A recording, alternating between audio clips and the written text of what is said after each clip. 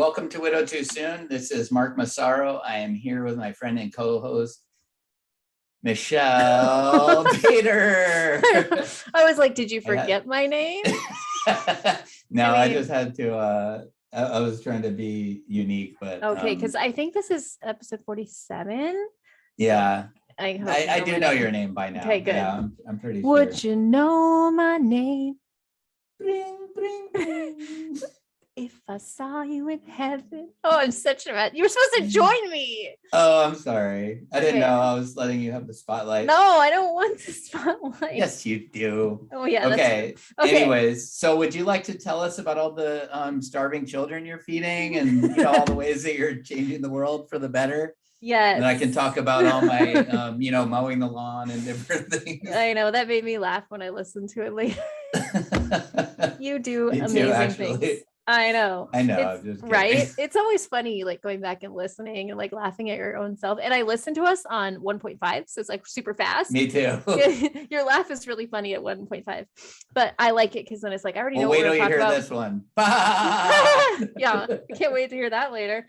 Anyways, I got a lot to talk about. It's gonna sound like making So, sense. Okay, go ahead. Sorry. It was the 2-year anniversary of Luke's death on the 23rd. Way easier, just like it predicted. But I had an unexpected grief. My grief was that people didn't remember. You and Joel, only 2 people who reached out. No, Stacy, 3 people who reached out to me. That was hard for me. Very difficult. And I did explain to a couple really good friends later that is important to me. Like my best friend, she was like, I'm so sorry. She was even there the day it happened, but she didn't remember. She's like, I knew it was in May and all this stuff. I said, how about you just put it in your calendar? So she's gonna they don't know it's important or they don't remember, like when it's on Facebook, there's like birthdays and stuff like that. It warns you, but nobody probably wrote down the day your spouse passed away. So my advice for people is have grace. 1 year, a lot more people remembered. And yes, I did post on Facebook and got a lot of, responses there. I shared publicly for the first time, like more details about his death. About how he actually died from a blood clot and kind of went into that like scene. I also shared publicly for the first time, well, I shared on here once, but I shared on TikTok the story of how God gave me this vision when Luke was dying that he saw Jesus in the corner. I will link that TikTok if you want to hear the story. So I did some things I'd never done before. And then that morning I was kind of having a hard time, mostly because I was like, nobody's remembering. Good job, Mark, for remembering. Thank you. And then I went to counseling. That was great. Got home and there were flowers at the door from Joel, and they were beautiful. And it said, "You're not alone. Thinking about you, love you." And it was just so sweet that he was like saying, "I'm in this with you." That's amazing. It is amazing. So if you're dating, make sure you wait for somebody who gets that and understands that. It doesn't have to be flowers, but it's just a thought that you're like, I'm not alone in this. And then after that, before that, actually, went to the cemetery and only Haley wanted to get out of the car. So Haley and I put flowers at the grave, and I only cried once the whole day. And it was when sometimes I play music when I'm like sitting at his grave. And I played our song, like from our wedding, and cried a little bit, but that was it. Like I didn't feel it all day like last time. And then got the kids, or went home, got Hayden, went to Red Robin, which was Luke's favorite place. And we had dinner and shared memories. And I heard some memories from the kids that I never heard about Luke. So that was really fun. And it was a lot less dramatic than the year before. And it was just like, okay, I miss him. And I texted his mom and sister that morning and told them I was thinking and praying for them. And yeah, so it wasn't as bad. So it was definitely unexpected, just kind of sadness that people didn't remember. But that's okay, because I know everyone has busy lives. It's hard enough to remember birthdays and anniversaries and stuff like that. So there's nothing to warn them ahead of time that this day is coming unless they ask me. So that was hard, but I got through it. Not too bad. Also wanted to say that our hearts go out to Robb Elementary and the shooting that happened there. And that news was very sad. And then did you hear that then the teacher died and her husband died, I think 2 days later? Yes. Yeah, I did hear that. Of a heart attack, which I saw people posting in different grief groups that like he died of a broken heart, like the shock from the grief, like it can affect your body that much. So They left behind 4 kids. So I took that time to explain to my kids that it could always be worse. You could have lost your mom and your dad. And just and it says a lot about what so many of us relate to and how broken you feel from that loss. That is interesting, because I did see that posted from quite a few widows that are listeners of ours, and I was like, I know we get that, and most people reading that won't get it, right? But like, I know we understand it, how you could die of a broken heart, and that we should all feel gratitude that we're still here, right? In many ways. But yeah, it was so sad. I mean, especially, well, I don't want to say especially, like it cancels out anybody else's feelings, but for me particularly, having kids in elementary school, yes, the thought of that, I mean, I personally would just run into that school guns blazing, like, to protect those children. And it's heartbreaking, honestly. Yeah, it was very heartbreaking to read about, and kind of hard to read, honestly. But out of respect, I continued to read it, because that's something very real that those people are going through. And I don't want to shy away from it, because it's hard when that's their reality, right? But yeah, it was so, yeah, good call commenting on that. Yeah, that was definitely hard. And like I said, it helped my kids just see that it can always be worse, and to be thankful that they still have one parent. Let's see what else happened this week. I went to this event at my church, Grief Share Loss of a Spouse, and met, it was hard being back in that place. There were so many new widows that were in the first, there was one that was a week ago, her husband died, a month ago, 2 months, those brand new widows, and just remembering that pain. But I also love the chance in the group discussion to talk about like the hope, and like, I'm 2 years out, here's where I'm at. Like, God has restored my joy. He has healed my broken heart, and it's going to get better. And so I use that opportunity to go and to encourage people.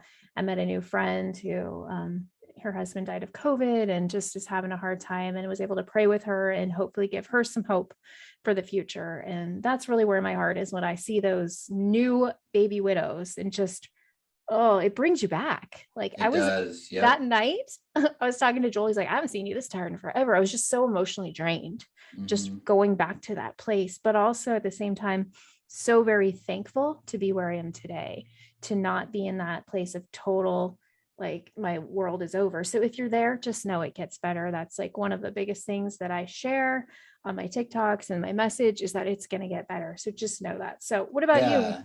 What's been going on with you? Well, first I want to say that if you're new in this, you're probably on, if you're here, it means you're probably seeking help. So you probably follow some groups on Facebook, and a common thread in those groups is that year 2 is harder. I don't know where that comes from, but I just want to encourage you, as you're hearing this, that if you read that, like, don't believe it. Nope. I'm not saying it isn't the case for anybody, but I just don't understand where that logic comes in, that it's harder in the second year, because I'm like, how is that possible? And you've heard me compare it here many times to like breaking a bone. It's like saying that, like, oh, month 3 is harder than month 1. It's like, how can you say that? Like, well, I can tell you what they tell me, like why. They say first year is shock, second year it sets in that it's real and permanent. But I feel like it's set in for me much sooner than the first that's what year. I think. Yeah, I think it's after, like, now I could see them saying month 2 is harder than month 1. But everybody's timeline is different. I just personally don't agree with that, and so just don't accept that as gospel, because it very likely might not be that way for you. And Michelle and I are proof of that, right in front of you. Michelle, I was there for you in year 1, when the 1-year anniversary happened, and I'm here in year 2, and I can see the difference night and day. And it doesn't mean that you don't still miss him. It doesn't mean you don't still love him. It doesn't mean you don't still hurt for grieve your marriage, but we have learned to live with it. It's not that you get over it, it's that you learn to live with it. Exactly. And So anyway, so as far as for me, I built a church for a hungry village. Really? In In 1 week? Mexico. No, just kidding. I just want to Wow. sound cooler. I'm sorry. I'm lying. That didn't happen. I didn't build a church. No, Okay. I did have kind of a very weird grief moment. So I don't have very many grief moments anymore. I have a lot of things that I'm very joyful about. So I don't really have a lot of grief moments anymore. That being said, the other day, I just heard these couple of thumps, and I thought my son fell down the stairs. Oh. And I went over there, and my dog was laying on the ground with his like legs in the splits, and he couldn't get up. Oh. And he was like breathing very shallow and just looked like he was like dozing off. And my dog's, he's like 14, he's getting pretty old, and for his breed, he's at the high end of his life expectancy. I thought he was dying. I was like positive of it. And I went to lift him up, and he just like, his body was really cold and his paws were really cold. And my daughter was just like weeping. And it's odd, but like, it really brought me back to a lot of memories. Just lying there, like taking care of him and trying to comfort him. And I know it's like a weird thing to relate to it, but it was like, it made me sick to my stomach with all the things it reminded me of. And I texted some people close to me and asked for prayers, and it was a very difficult thing. And honestly, like what I was seeing from my daughter, I think she was partially like showing her sadness for mommy. Yeah. Like I felt like it was coming out, and it was so.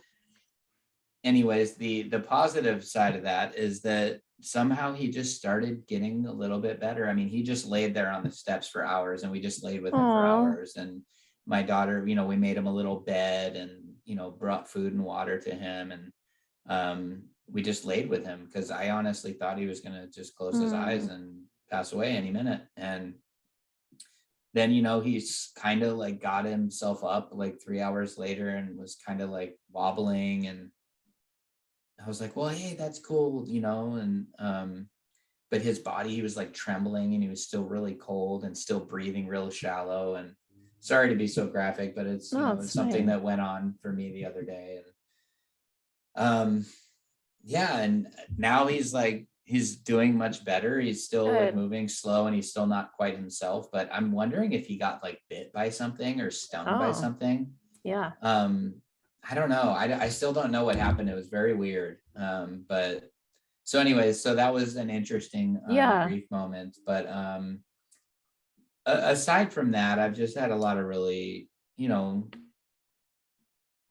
just good things going on in my life. And so anyways, that's just to summarize. I'm just mostly all good stuff. I just had that weird, but I wanted to talk about that because I wanted to like acknowledge, first of all, that like really weird things can give you grief. Yes. And that's okay. And that's, that there's nothing wrong with like seeing my dog in that shape brought me to a place of like remembering what it was like to be with my wife. And some people might think that's weird, but I'm imagining everybody here listening probably understands. Right. So anyways. I had a couple random grief moments too this week. One of them, I was outside, I think I was on a run, and I saw this cute little family, the mom and the dad, and like two little kids, like one in a stroller, one on a bike. And I never had that with Luke because he was sick. He could never go out and just do walks with us. He went once a year on a walk, and that was on Halloween, to walk around the neighborhood. And so it just brought me grief that I never had that, and I will never have that. But I'm like, you know what? I'll probably have the grandkids someday. So they kind of brought me. So that was a strange one. And then long story situation, but someone in Haley's life who should have known that her dad has passed away said something about your parents. And it brought her into a grief moment when she was really upset when she explained it to me. When then I got really upset, like, I want this person, maybe we should just remind this person. She's like, no, don't. So I didn't, but it brought me into a grief moment that like somebody forgot, or in the moment that they spoke to her, they said something about talk to your parents. And I was like, how can they not remember? And I was really upset because it made her miss her dad more. And just, so that was kind of hard. But yeah, there's going to be moments like we talk about that in Grief Triggers, but God Delivers, that there are triggers. Like you can be suddenly, boom, in like no one has a clue what's happening. Like if I see anything like on TV or anywhere with like someone's eyes rolling back in my head, I'm got like, that's how I saw Luke suffering. And it like brings me back to his death moment. And it's really hard for me. Like, even if I see my dog's like eyes roll back, like it's just, it brings me exactly to that moment. So it also helps remind you to be sensitive to everyone around you, because they got stuff going on in their head. You have no clue that maybe they're back in a trauma moment because they saw something, they smelled something. So anyways, but I think I like that you said smelled something, because that's a very real thing. It's like re-stimulation. A smell can remind you of something. And I've experienced that also. I won't get into the details of that, but anyways, so should we get into today? Yeah, let's do it. Okay, so today's episode we are calling Dating Successfully. Now this is our third part of a 3-part series, and the actual title that they used in this article is Tips to Date a Widow. Now, we know that most of you listening are widows, so you don't need tips for dating yourself. So we tried to think of a way that basically we think that these are things that, men or women should know in dating you. And so, and we think that these are really good pieces of advice. And so we'll get started with the first one, which is don't rush the relationship. What do you think about that, Michelle? I think that's important, to give the person time to get used to it. Like it's very different. We talked about this last week. The first time, like you are, like hold hands or anything, like it's very different. It's such a weird, like, whoa, am I cheating feeling? And so, that's part of the relationship usually. And so you've got to give space for time for that. And just for them to get used to the idea of dating someone different than their spouse. Like that was definitely something. So, giving that person space, like when I'm saying, it's kind of weird for me saying, because I am the person, Joel's divorced, so it's a whole different set of, things. But just thinking about dating myself and like dating anyone who's a widow, it's just there's a lot of emotions that someone who is a widow is going through when they are, first dating someone, out on a date with someone other than their husband, experiencing something other than their husband. It's the weirdest feeling. If you haven't experienced it yet, if you decide to date again, you will, and you'll know what I'm talking about. And so don't rush it into like, okay, now, let's say someone listening right now is not a widow and they're trying to date a widow. Like, don't try to rush it to like, okay, now we need to, be serious and be exclusive. Now we need to like get engaged. Now we need to get married, just like take it one step at a time, and don't overwhelm the person. What do you think? Well, I will give you I know that most of our audience, so forgive me men, but I know that most of our audience is women. So from a man's perspective, when a man loves a woman, when a man loves a woman, that was good. You did it on purpose. I know it. No, I didn't actually. I think of it when I say it. That's how my brain works. When I say something that's like a then song, it's a song. Then I think of it and I just can't help it. That was a good one. Sing. It's like, because I have to acknowledge that I know what I just said was a song. Okay. But when a man loves a woman or it feels like, strong attraction for a woman, he should be willing to cater to her needs and be selfless in his own desires. And so when as a man that you're dating a widow, and so widows, when you're dating a man, this is something that if he's a gentleman, that he should be willing to do, is to not rush you.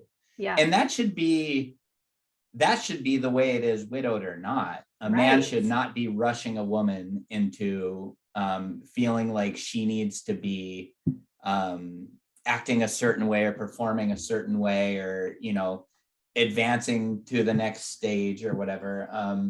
And also, I think that if you show that to a woman, she's gonna fall for you more than you know, than you just telling her she's supposed to be in love with you. But so I think it's very, very important to not rush into not rush into a relationship, but to not rush the relationship. You know, and I can relate that, like, you know, I can have really strong feelings and strong desires to, you know, to be really in love and to move forward and to be so affectionate and things like that. I don't mean anything physical. I just mean, like, you know, like just showing affection for one another. But in dating a widow, like, it is so important to be respectful of where she's at, you know, and so, like, ladies, like, if a guy that you're dating is not willing to have enough respect for you to not rush you into feeling more ready than you are, then he's probably not the right guy. And I don't want to just, you know, cover that across everybody in every situation, but just generally speaking, if he really cares and he's really a good man, then he should be willing to go at your pace. Yeah. And especially with everything that you've been through, you know, you deserve a lot of patience. And so that's all I have to say about that. Good job, Forrest Gump. Yeah. I was thinking of some Forrest Gump quotes. I'm sorry. You want me to take the next one here? Sure. Okay. Let them talk about their late partner. So this is very, very important. And I can say that Joel is very good about letting me talk about Luke, whether it's I'm having a grief moment or I just randomly want to share something about him because I'm thinking about it. He's not threatened by it. The right person will not be threatened by you talking about your late spouse. In fact, they should want to get to know them because he or she was like, they were a big part of your life and your kids' lives. And so they should be curious and want to know. And so I think this is super important. It can actually help you feel closer to the widow because you'll get to know who they spent their life with and like what makes them who they are. And so this is really, really important to don't be like insecure about it. It's who the person you love, who they were married to. So it would make sense to try to get to know who that was. And especially if you're wanting to be part of that family and there's kids, like you want to know who shaped their lives as well. And you're never going to try to be that person, but you're going to want to, it's like history. You want to know history. You want to know about where the person you love came from. And so it's really important. And again, wait for somebody, widows, wait for someone who will not be threatened by that. If they don't like it, you need to get rid of them because this is a huge part of who you are and your future. And so definitely, let them talk about it. What do you think? Well, from a man's perspective, because that's the only perspective I have. So, you know, I think I agree with, I agree with everything you said for starters. I think that if a man or woman is not okay with you talking about your late spouse, or we've heard stories here, Michelle and I have heard stories from people where the new guy is jealous. Oh yeah. And wish you would stop talking about your late husband. No. Those are huge red flags. Red flag, run. And just being real, that is a huge red flag. Yeah. So for me, if I love a woman, and I'm not going to sing, then what do you do with that, right? When you love someone, you want to learn about their interests. You want to learn about their likes, and you want to be interested in those things. And if one of those things, you know, was obviously the love they had for their husband, or flip the tables for their wife, like that, you know, I had for Lacey. I want somebody who's going to ask me about Lacey and not be afraid to talk about her. Right. And in that same way, like, I want to know everything about her husband. I want to know what made their relationship great or wasn't great or whatever, like, because, you know, or a certain thing, you know what I'm saying? Yeah. Because you want to know that person so well. Right. And so this is something that was obviously very important to them. This is a person who meant the world to them. Why would you not want to know about that? It shows interest. And I just think it's a huge red flag. And that's, for me, that's always been something that I knew in dating would be an absolute, like, get out of my house kind of thing. Yeah. If somebody was like, I don't want to hear you talking about her. No. Yeah. That'd be like, well, then sorry, then, like, yeah, out. You can take off now, you know, just because it's, or like, you know, I've heard stories of, you know, people not being comfortable with pictures of your spouse in your house. I'm a poet and I didn't even know it. Nice. And, you know, that to me is just unacceptable. It's like, sorry, like, this is my wife who we did not get divorced. I have all the love in the world for her still. We would not be here in this moment if she didn't pass. I would still be happily married to her. You know, so I'm not going to take the pictures down. And that's my kid's mom.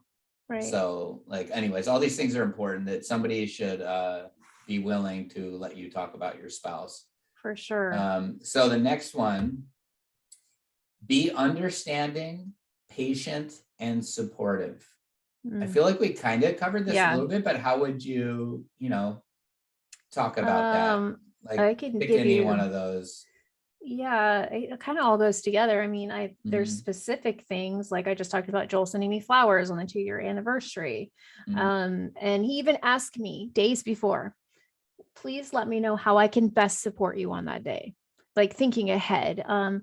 I think I've shared before, but I'll share it again. When Joel and I went to Disney World for my birthday, which was super fun, I had this grief moment because it brought me back to Disneyland, where I went with Luke and my family when he was really sick. One of his last wishes that we got to do through this Dream Foundation. And all of a sudden I had tons of memories.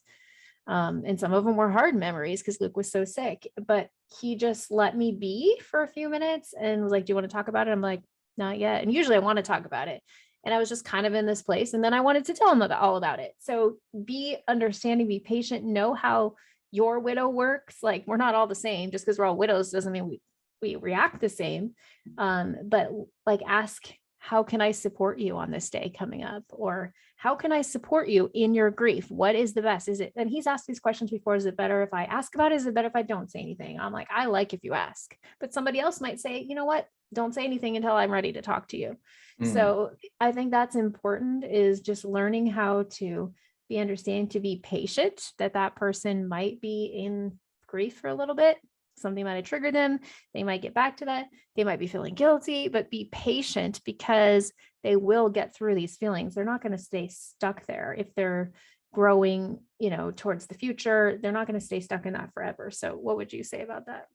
Well, I would expand on it a little bit too, that they should learn to feel like it doesn't have to do with them. Oh yeah, that's good. I know as myself, don't take it personal. Yeah, kind of personality I have, you know, you know, it might be, at first it might be something that I misunderstand as, you know, that it's because of me, but instead rather it's just what she might be feeling, you know. And so yes, it is obviously super important, like we were talking about, to be understanding and for them to be patient and supportive. And these are things, you know, that we kind of just covered, but you know, patience, I think, is the strongest one there that jumps out at me. That you know, if this person has to understand that you're just starting to consider the idea of allowing somebody else into your heart after you lost someone very tragically, in most situations that we've heard. I mean, all the situations we've heard, but I can't just blanket cover everything, you know. but so I think being patient, understanding, and supportive, like those 3 words, you should be able to use to describe anybody you're dating. You should be able to say, yes, he or she. Yes, he or she is understanding. Yes, he or she is patient, and absolutely, yes, he or she is supportive. And you know, we're all called as believers to be graceful. And so that's also very important, that you show grace for the times that they, you know, maybe don't perfectly know how to do this, but that you can at least see that they're trying to be understanding and patient and supportive. And so I don't want you to just, I'm not saying just write somebody off if they're not perfect at these things, but that you can see that they're trying to be and they're trying to learn, are all really good signs that you're with a good person that's gonna be able to walk this journey with you, because that's something they're signing up for. They're signing up for walking the journey with you, because it's not going to be over. Right. And it's very important that you understand that you starting to fall for somebody else doesn't mean that, you know, I just was talking about this recently, that it doesn't mean that you have to let go of what you felt. The 2 feelings don't have to be tied together. Right. You just because you start falling for somebody else, it does not mean that you need to stop grieving the loss of your spouse. You can do those 2 things together. You can start to appreciate a new person, and you can also continue grieving your late spouse. And somebody you're dating should be very understanding and honestly thankful, and feel privileged that you're willing to walk that road with them. That's good. That's true. Very good. The next one is respect their grief during special occasions. So we kind of touched on that with like the 2-year anniversary that I experienced, but I would think this would mean, okay, here's another example. We have graduation coming up for my oldest.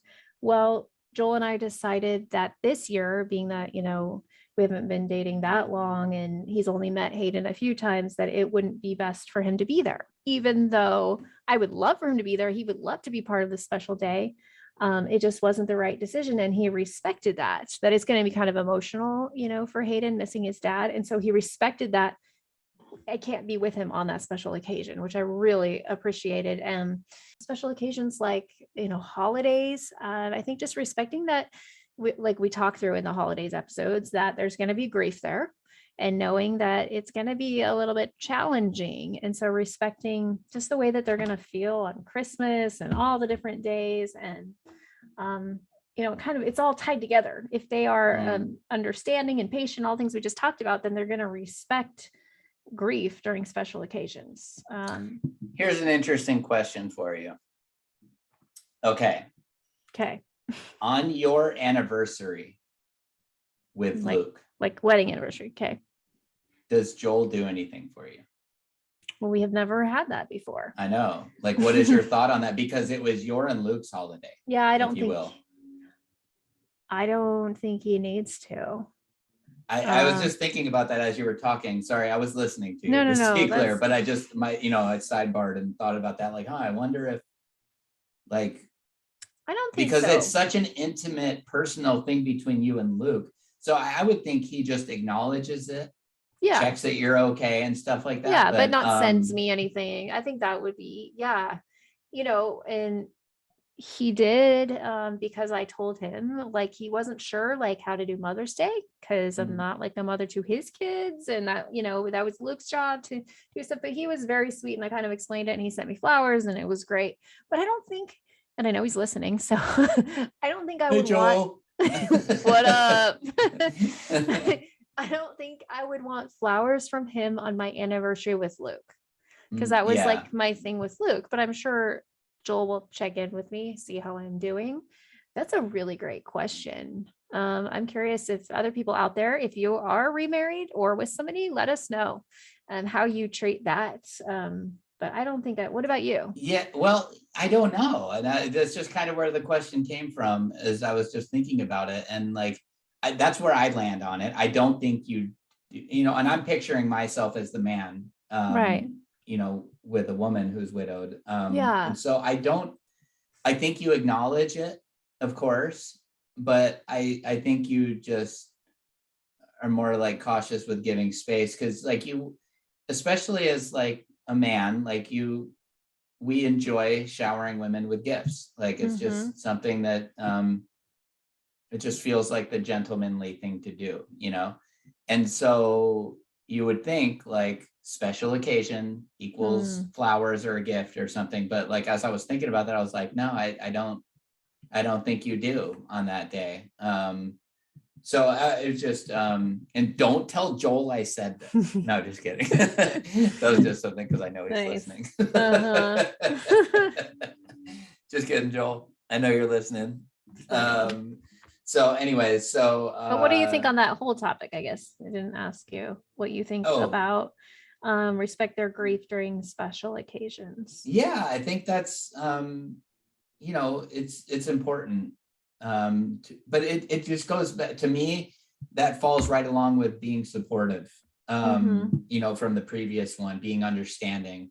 I think those things all go hand in hand. And so I feel like the same wisdom would apply to both of those, that like you need to be respectful, that she is, you know, got a special occasion going on, or whatever, like you mentioned, graduate. Like, I think it all just comes down to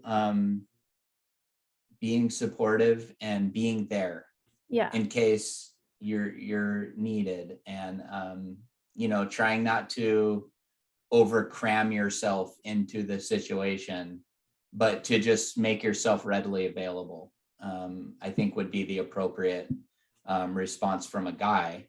It's such an interesting dynamic because we are the widowed, right? So these are the things we want in somebody dating us, but it's so hard for me as a man to not place myself in the position, because most of our listeners, like I said, are women, and you know, most of them are looking to date men.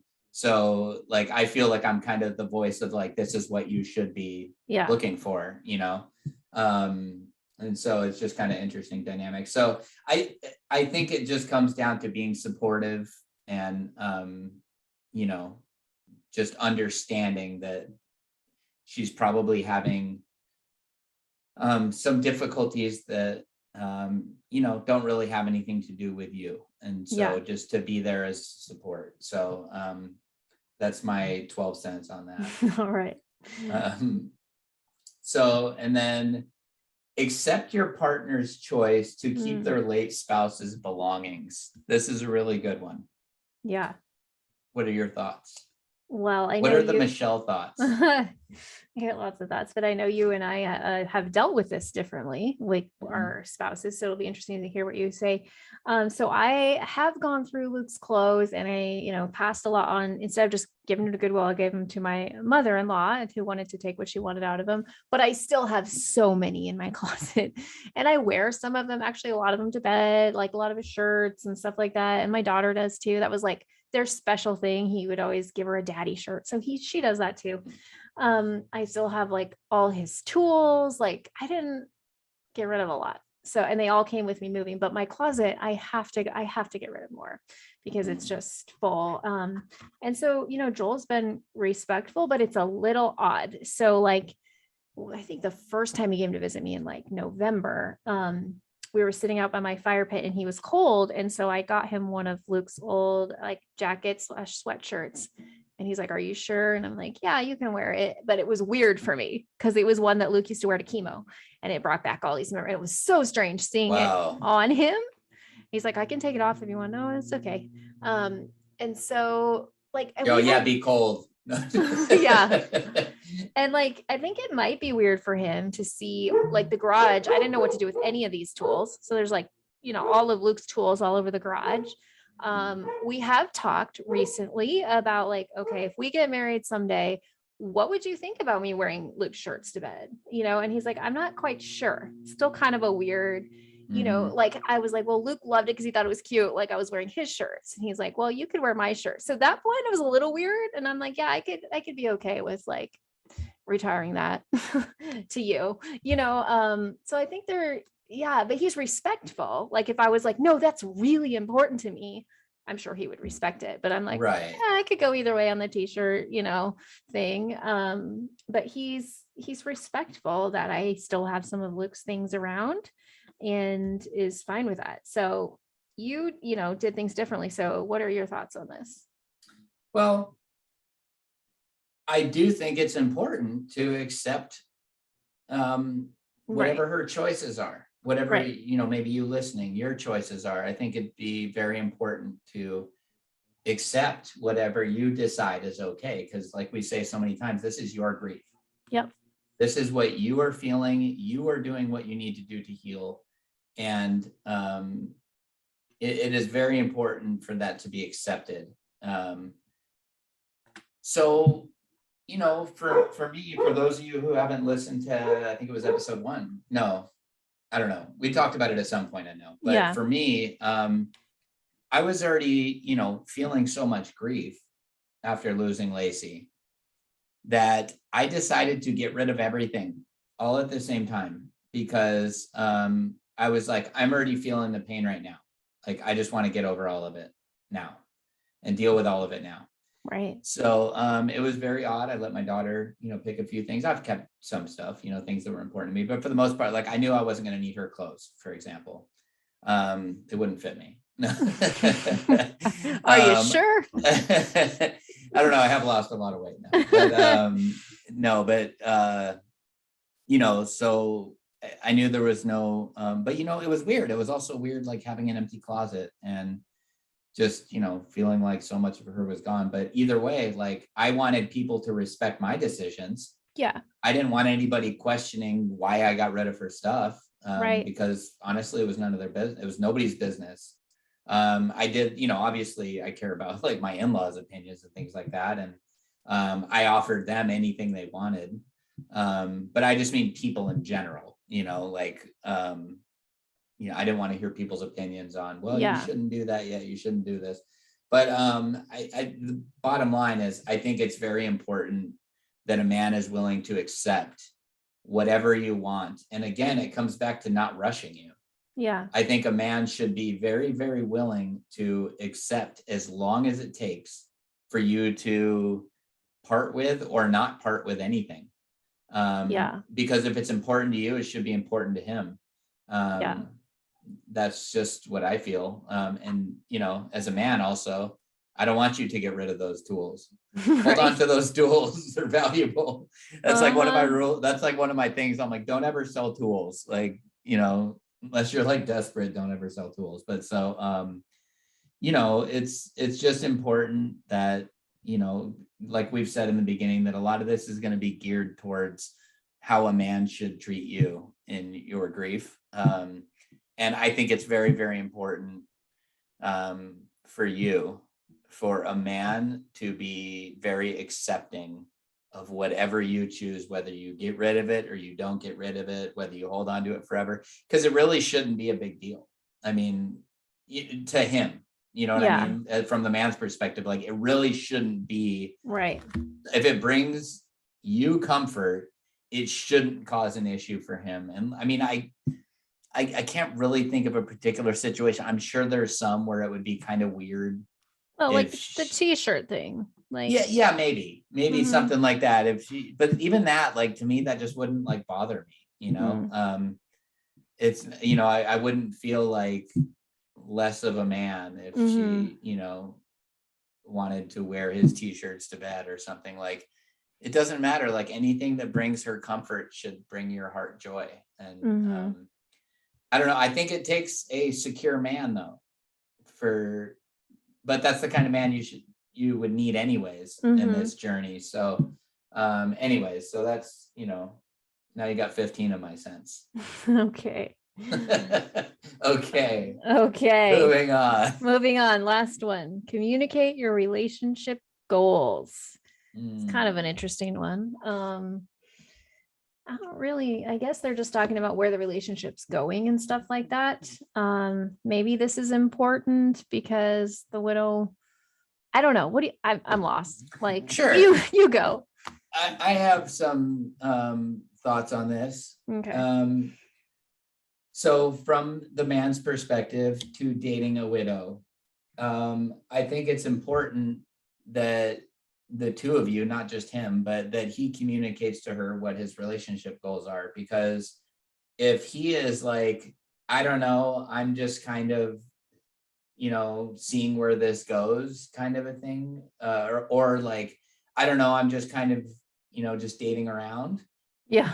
That might not be something that's super cool to somebody who is widowed. Right. They don't want to go through that. That might be something she wants. Yeah. She might, be taking it lighthearted. Like, I just want to go out for a drink and have dinner and, not have anything too serious or whatever. And so that's why I think it's important that people do communicate right up front. Like, so for me, like, my goals are to, marry the person that I'm in love with. Right. But that doesn't mean it needs to happen overnight, but those are my goals. And right. So, so it's, I think it's important to communicate that, because if those are your goals, if you want to marry the person that you're in love with and their goals are like, I just want to, have dinner and drinks with I just want to have companionship. I think that's important to communicate, because you might not be compatible if, she's like, already knows I never want to get married again. And he's like, I want to get married. Right. I think it's really important to communicate what your relationship goals are. That's just basic, like in any dating relationship. Right. You should communicate like, okay, yeah, I'm just dating for fun, or I'm dating because I'm looking for someone to marry. Yeah. And to be on the same page. So now I get it. But I also think it goes, and same thing like any relationship, but I think it goes much deeper than that.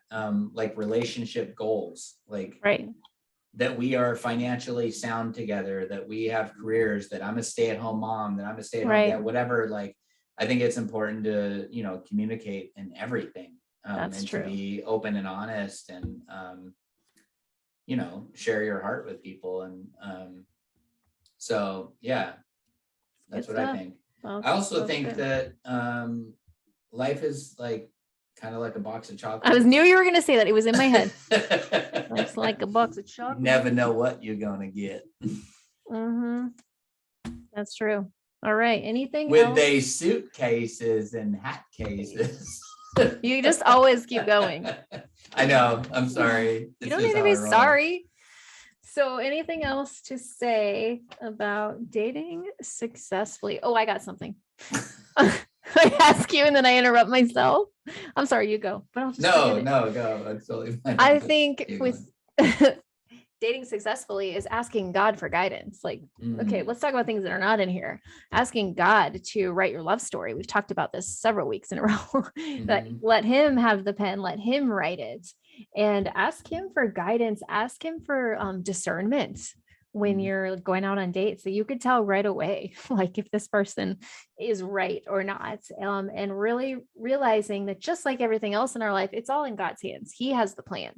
He knows how it's going to go. He knows what's like, who's going to be best for you. It's not only, it's about timing, it's about like just all these different things. And so using your faith in God to be a guide for your dating life. Like as a Christian, like we should have God integrated into every part of our lives, not just go to church, like praying about dating, praying. I mean, I talk to my kids about this, as they're kind of like, in teenage years, thinking about dating and all that, like praying about who God has for you and not just like jumping into relationships, but really asking God for guidance. And especially with widows, as our hearts are so tender after being broken from losing our spouse, like to pray for discernment and like, yeah, just that God will guide you in the right ways to go. Anyways. Well, let me ask you, what was the, because a lot of people listening haven't dated before. Right. What do you think was the most challenging emotion to overcome? Was it fear, the fear of loss, the fear of, was it being paid? Like, what do you think was the biggest hurdle for me? For you personally, it was the very, very, very beginning was guilt. Like just that feeling. I mean, not since I like started dating Joel, but like back when I started the like thoughts of dating, just kind of talking to people here and there, it was definitely guilt. Like I'm cheating, but I'm not. Like that, my mind couldn't comprehend it very well. It took a little while to get past that. That has definitely been like, that was the biggest obstacle, but I haven't really had any of those like fear of loss. I mean, I've had it a little bit, but I'm such an all-in person that I've never let that stop me with relationships about like diving in and just like, going forward. But I would say the guilt was the hardest thing. What about you? Now, I'll answer that in a minute, but I'm sort of going down a trail of thought here. And so, because I'm picturing, with there being so many widows that listen, that's probably a common thought. Yes. Among many widows, a common feel. I know it is. I've experienced that feeling myself. But so what would you say to somebody who's feeling guilty? You don't need to feel guilty. I think I talked about this last week too. Like, you don't need to have any guilt. You fulfilled your vows like 100%. Like, you did everything you could and realized that God has freed you. And you know what? Oh, I think this is it. I was like, there was something I should have talked about last week. It fits in perfect here. Something I did to let go of the guilt. It was an exercise through my grief counseling. I wrote a letter from Luke to me. And in this letter, I want to find it. When I find it, I'm going to read it on air sometime when I find it. And it was him releasing me to date again. And he was like, you loved me. You fulfilled your vow. I just let the pen flow and just kind of words came. And he's like, you love me till my last breath. You are free to love again. And so I think that's the moment that I was like, okay, so I would recommend that. Try writing yourself a letter from your loved one, releasing you to date again. Like, think about the way that they talked. What would they say? And it was hard for me because, Luke really, like, he could never talk about me being with someone else. He couldn't like picture, like, we never talked about me remarrying, dating, anything. And I just didn't go there because I knew he didn't want to. And so I had no idea how he really felt. But then I had to realize, in his perfect state, he would want me to remarry and be happy and date and like all of those things. And so that exercise helped me so much. So thank you for asking, because it just came back that would be something that could help listeners. Yeah, that's a very interesting tool, if you will. I like I like things like that just make sense to me. Yeah. And that's sort of a way to let your feelings flow. So I will answer the same question. So for me, probably my, and it's not existent anymore, but, thinking back to the beginning, that there might be some men or women that this is their fear also. My biggest fear was falling in love and losing them again. Right. That was terrifying for me. The thought, and it made me afraid to love again, to be honest, to invest so much of myself. Right. And, go through it again. And through this that we've been doing, we are very involved in the widowed community. We've met quite a few people that have been widowed more than once. And, that was one of my biggest fears. And so my advice to any of you who are feeling that, it's kind of hard to give advice because I think this is a feeling that goes away with time, but just a little like therapy for yourself, that love is worth it. Love is absolutely worth it. And statistically, and I'm so sorry for those of you who have been widowed twice, but you will be the first to acknowledge that statistically, that's not likely. That it's going to be like you're, widowed quickly again or something, like, because that was, I guess I should clarify more what I'm thinking. My fear was that, like, as soon as I fell in love again, I was going to lose her again. Right. And so I should be more clear of what I'm thinking, that it's like, statistically, like, for you to, like, as soon as you fall in love, lose someone again is, probably not likely. But, and we let fear consume us. And we all know that that's something that we shouldn't do. We shouldn't allow fear to control our lives. And it so often does. It's so easy to allow fear to run the show. Yeah. But instead, we should be people of great courage as believers and, faithfulness. And so anyways, I found that to be interesting. I wanted to kind of pick your brain about that. Yeah. So, go ahead. Just today on the way home from church, I don't know how we got talking about this, but Haley was like, so if you got married a second time and he died, would you get married a third time? I'm like, probably. She's like, even if you were like 70? And I'm like, yeah, because I would want any. She's like, what if you only had 10 years of life left? I'm like, yeah, because I would want to love again and enjoy every moment I have on earth. And so it was just interesting that we talked about that today. Well, so that raises another good question that was not covered in here, at least to the best of my recollection. For children, for me, my kids are younger. They're really excited at the prospect of me getting married again. Your kids are older. And so that's like most of our audience that I've seen. Their kids are a little older, like more relatable to your kids' age. So what has been a big challenge for you in that? And what advice would you give people that, that maybe their kids don't approve, or, let you fill in the blanks on that? Yeah, like in the very beginning, when I started kind of this whole idea of dating, like especially my boys, like really had a hard time with it. Well, you wouldn't do that when daddy was here. I'm like, well, he's not here and I'm not married. And so they kind of struggled in the beginning, and now like specifically like having a relationship now, I think they've been like, he's not going to try to be our dad. Right. And I'm like, no, and like them just, they seem, especially my boys they like Joel, but just the thought of someone else is so weird for them, which I get. I can't imagine my parents marrying someone else if one of them died. So I try to think about that. I think the biggest challenge is that, just getting them to see like, no one's trying to replace your dad. That is not the goal.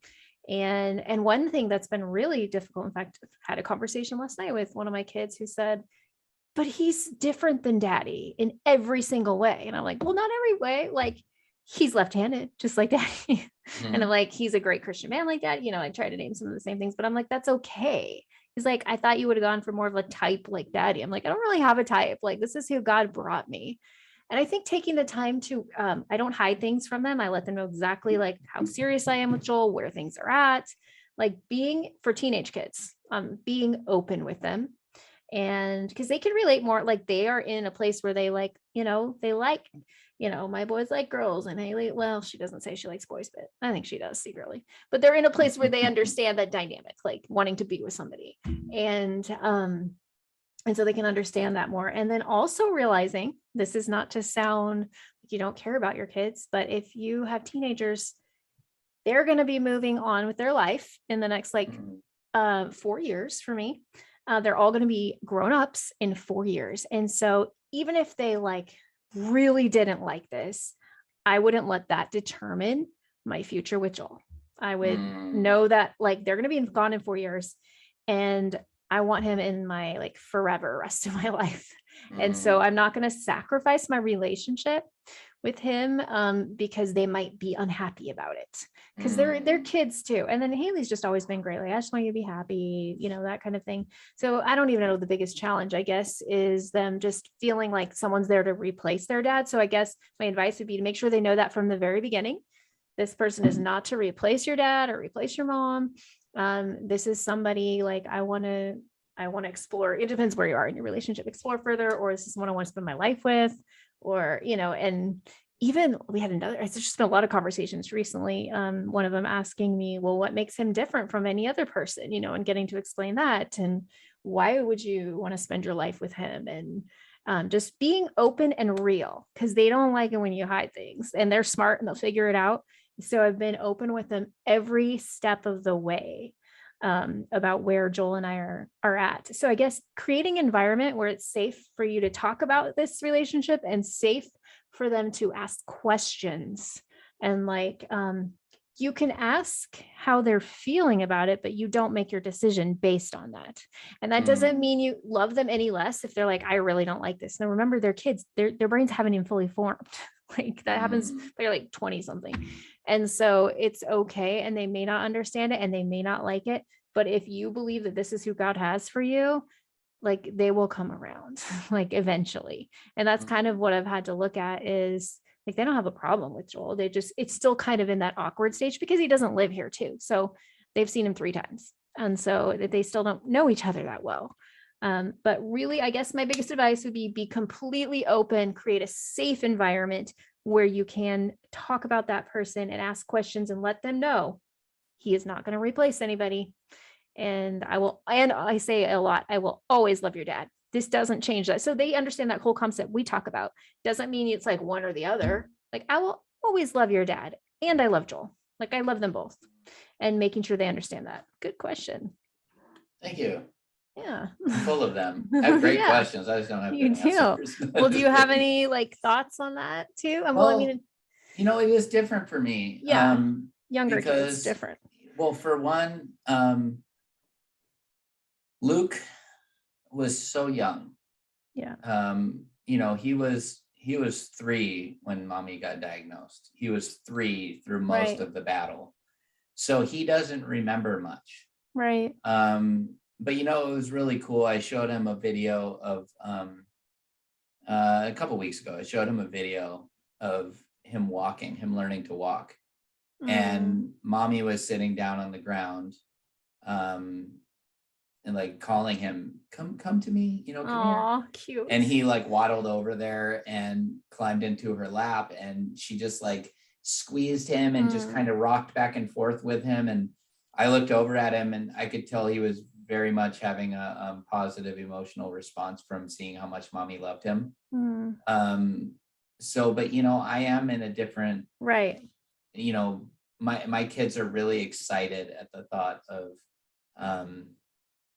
you know, having somebody else in our lives, because daddy's boring. No, I'm just kidding. I'm just teasing. No, but you know, I know that that they want somebody to do crafts with, and you know, I try my best.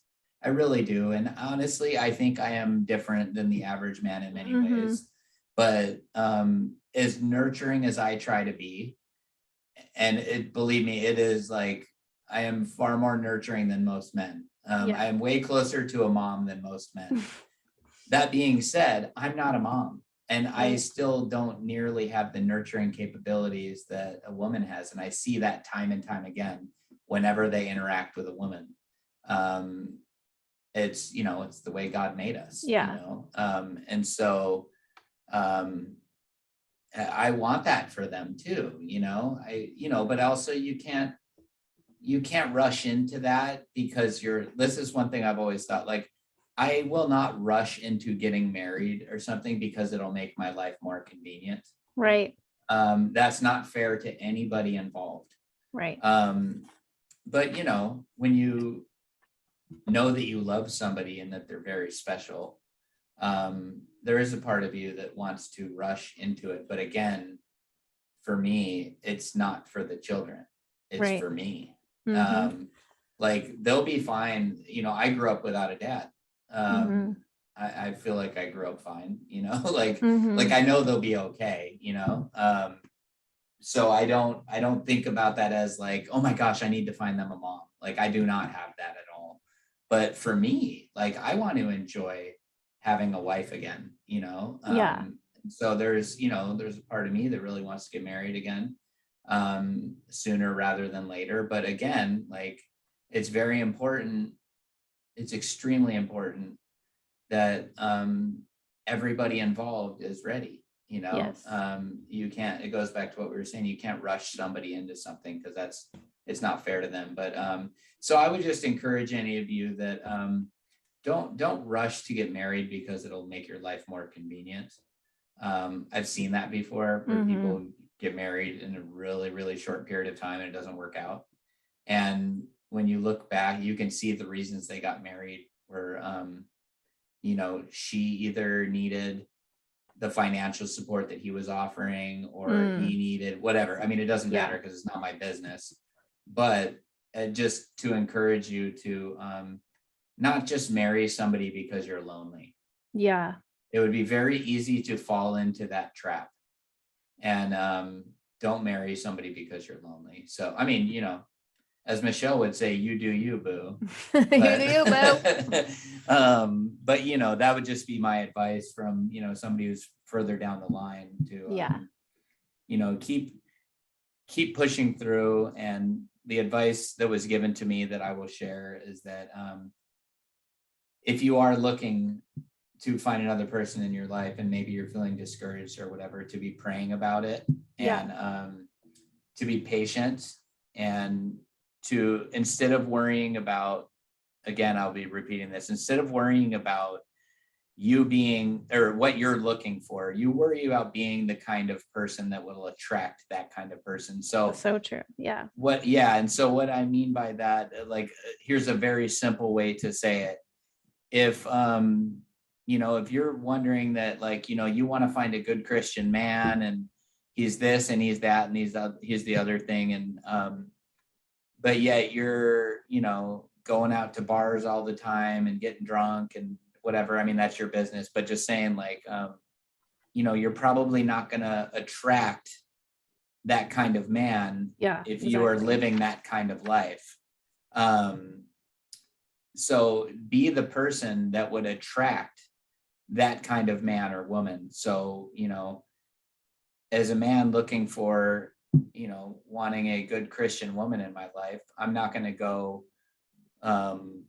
live a life of making poor choices, I guess you'd say. You know, I'm going to focus on the word and God, and you know, attracting that amazing special woman. Yes, that's good. Work on you. That's all you can do. Ooh, I rhymed. Work on you. That's all you can do. Just like you're you. A poet too. Ooh, just like you. Yep. All right. That's good stuff. That's how you date successfully. Mic drop. Shizzle. All right. You want to close us out in prayer? Is that how the order is? Yes. Why do we have to go through this every single week? It's episode 47. 47. 47. What are we going to do for the 50th? Something big. How about wow, way to put the pressure on. No, I got it. Listeners, send in your questions. Anything. No, we're not going to say we're going to answer all of them, but any question you want to ask Mark or I. Nothing's off the table, but we may not air it if it's too personal. But this would be interesting. Let's see if they do it. Some things are off the table. Okay. Some things are, but let's just say that. So you could, you know what, we'll make a post on Facebook and say, send us your questions for our 50th episode. And then you could also email it to us, which I'll do my whole thing in a minute. But hey, you just thought of that on the fly. I did. It wasn't even written down. So 50th episode is going to be Ask Mark and Michelle anything, but we may not answer. But we will try to answer any, you know, it'll be interesting to see what kind of questions we get.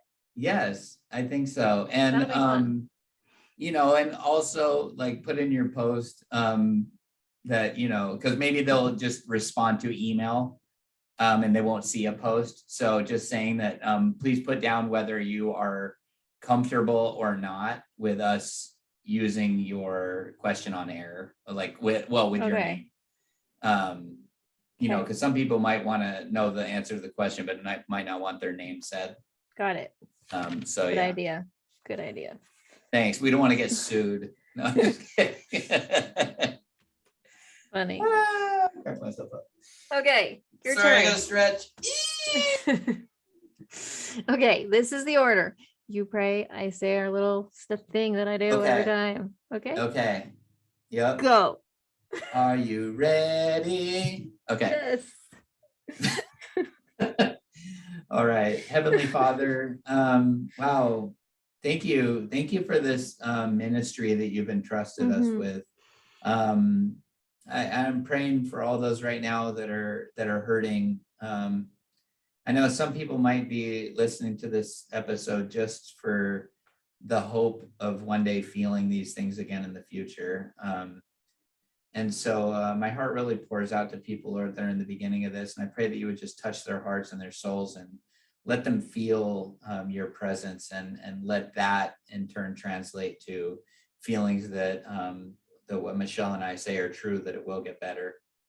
And Lord, for those that are ready to start dating, I pray that you would bring the right person to them and make it clear to them that this is the right person. And I pray that it would be somebody respectful and understanding and patient, because, you know, nobody wants to get hurt here. We've already been through so much hurt. And so I pray that you would protect those listening in their new relationships. And, you know, and as always, I pray that you would allow Michelle and I to just be sensitive to what people are going through, and never come off in an insensitive way as we goof around or whatever. And because, you know, our heart is to make people smile and not, you know, cause people further grief. So I thank you, Lord, for what you've entrusted us with.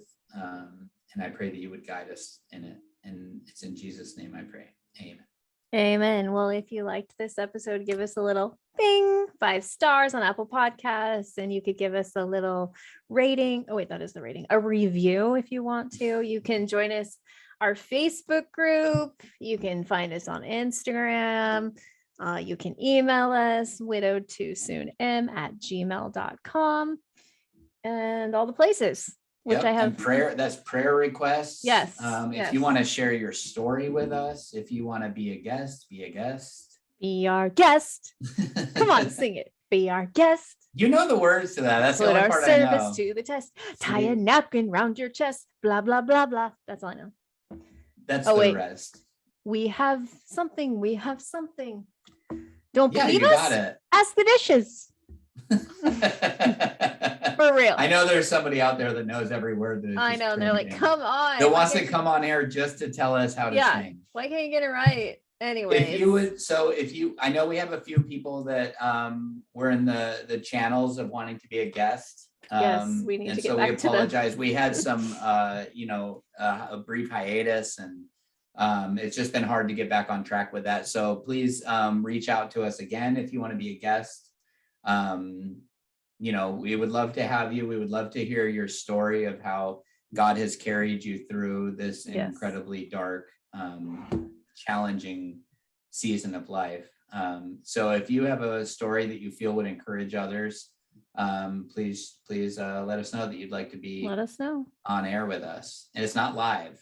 We always like to tell people that it's not live. So don't be afraid of making a mistake, because we can edit. And we can. By we, I mean Michelle. She's very talented. I'm the editor.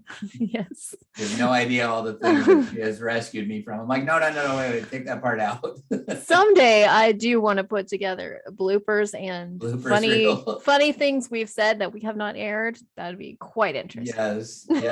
There's one in particular I always go back to thinking of that. Someday I think the world should know that one. You know, I'm tempted to say it, but I won't. So, not yet. Maybe on the 50th. Because now someone's going to ask us, what was the thing that Mark said that you had to edit out? Which one? But yeah, there's a major one. Yeah. Anyways, I know I hate when people do that. Sorry, guys. When you're like, what are you talking about? That's why I wanted to say it, so I didn't want to leave people hanging. But they can wait till 50 if we decide to share it. Yeah. Okay. Anyways, all right. Thanks for listening. We'll see you next week. God bless you. Bye.